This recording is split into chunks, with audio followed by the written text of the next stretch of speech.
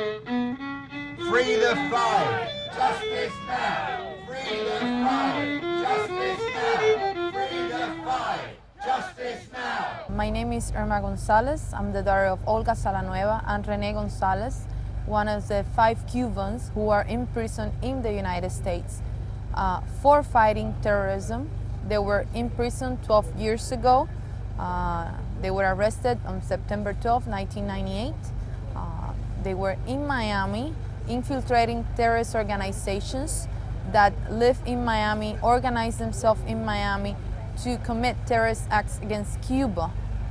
These terrorist acts have cost the life of more than 3,000 people in Cuba and have injured more than 2,000 who are now disabled because of these terrorist organizations.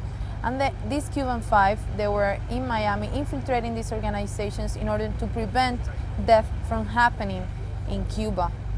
In 1998, the Cuban authorities gave information to the U.S. authorities about this organization, these terrorist organizations, hoping for them to do something about it to stop these organizations. And instead, the U.S. authorities arrested the 5. And since then, we've been struggling for justice to be done. My mom and Adriana, which is Gerardo's wife, both of them haven't been able to go and visit them in prison. In the case of my mother, she was living with my father in Miami when he got arrested. And a year after that, when the trial was going to begin, the prosecution tried to negotiate with my dad to try to make him testify against the other 4. Like he didn't do so. They arrested my mom and they deported her back to Cuba. And since then, she haven't been able to go and visit him. And so it's been 10 years now since she hasn't seen my father. And then in the case of Adriana, she was in Cuba, but she won't get a visa to go and visit Gerardo. So for us, the kids that have grown up without their fathers, who have grown up seeing their mothers suffer for having their partner away, and for those kids who haven't been able to be born, in the case of 2 of the 5, who are the younger ones, who have no kids and who may not have kids, I think it is time for that to stop. It is time for justice to be done. That's why we're here today in this vigil that has been done many times before in front of the U.S. Embassy, where the noble people and honest people with sense of justice of Great Britain, of the United Kingdom, have gathered to scream for the freedom of the 5. 8 winners of Nobel Prizes have supported them. 110 members of the British House of Commons have supported them. Amnesty International supports them. And there's no doubt that these people, like many others, including Mahatma Gandhi and Nelson Mandela, who served many years in prison, will come out, and when they come out they will know that they have had the friendship of the British people. And we're united in common decency and humanity and a fight for justice.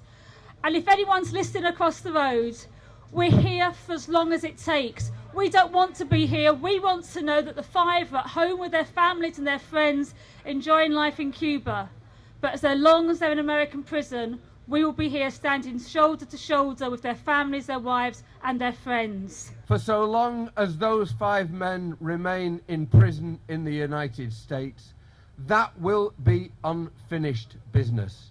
And we will not give up, and not go away. And I hope the American ambassador is listening. We will not go away until those 5 men, brave men, courageous men of principle, receive justice. The US policy against the 5 Cubans who are in the US prisons, like all US policy towards Cuba, is totally irrational, it's hypocritical, and it's all based on wanting to punish Cuba.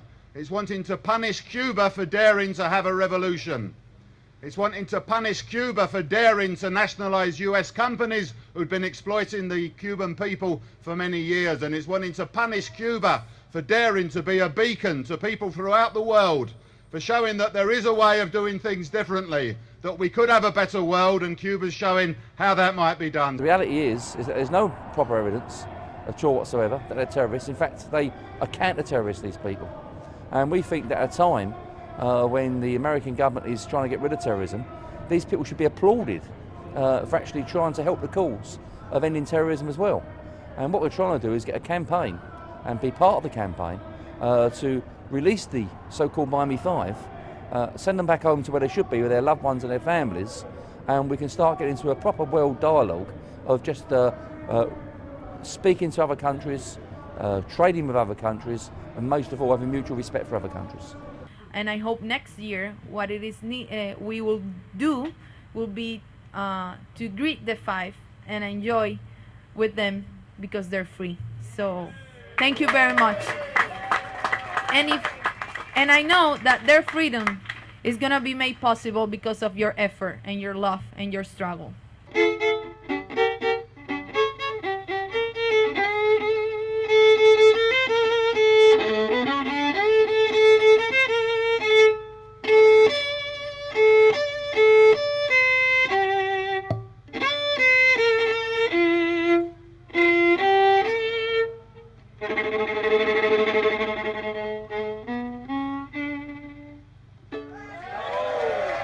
Thank you.